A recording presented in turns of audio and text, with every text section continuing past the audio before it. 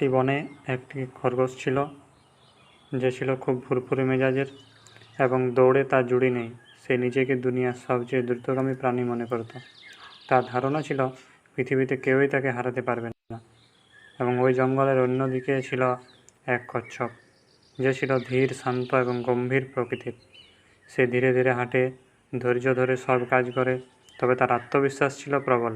একদিন খরগোশটি জঙ্গলে হাঁটছিল আর গর্ব করে বলছিল, আরে ভাই, আমি দৌড়ের রাজা, কারও সাধ্য নেই আমাকে হারায়। এই জঙ্গলে আমি সবচেয়ে দ্রুত। তার এমন গর্বপূর্ণ কথায় অনেক প্রাণীর বিরক্তও লাগতো, কিন্তু কেউ মুখে কিছু বলার সাহস পেত না। একদিন হঠাৎ কচ্ছপটি খরগোশটির সামনে এসে বলল, খরগোশ ভাই, তোমার গতি তো সত্যিই ভালো, কিন্তু একটু কম অহংকার করলে ভালো হতো। মনে রেখো, ধৈর্য আর চেষ্টা করলে ধীর গতিরাও অনেক দূর যেতে পারে। খরগোশ তার কথায় হেসে গোড়াগড়ি খেতে লাগলো এবং বলতে লাগলো, তুমি আমায় হারাবে?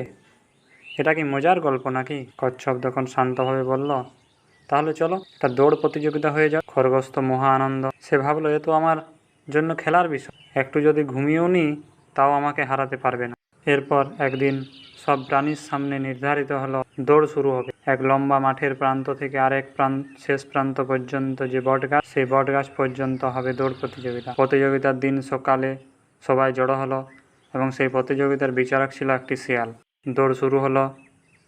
খরগোশ কিছু দূর গিয়ে পিছন ফিরে দেখলো কচ্ছপ অনেক পিছনে। সে ভাবলো, এত ধীরে চললে তো সন্ধ্যা হয়ে যাবে। তাই সে এক গাছের নিচে বসে বিশ্রাম নিতে লাগলো। বিশ্রাম নিতে নিতে তার চোখ লেগে গেল এবং সে ঘুমিয়ে পড়ে। এবং সে যখন সেখানে পৌঁছায় তখন দেখে বাকি প্রাণীরা তাদের মতো করে তারা নিজেরা সব মানাচ্ছে এবং সে লজ্জিত মুখে মাঠের আরেক প্রান্তে গিয়ে বসে রইল। তাকে দেখে কচ্ছপ সেখানে যায় এবং তাকে বলে, তুমি হয়তো দ্রুত, কিন্তু ধৈর্য ও নিয়মিত চেষ্টার কোনো বিকল্পই নেই তোমার কাছে।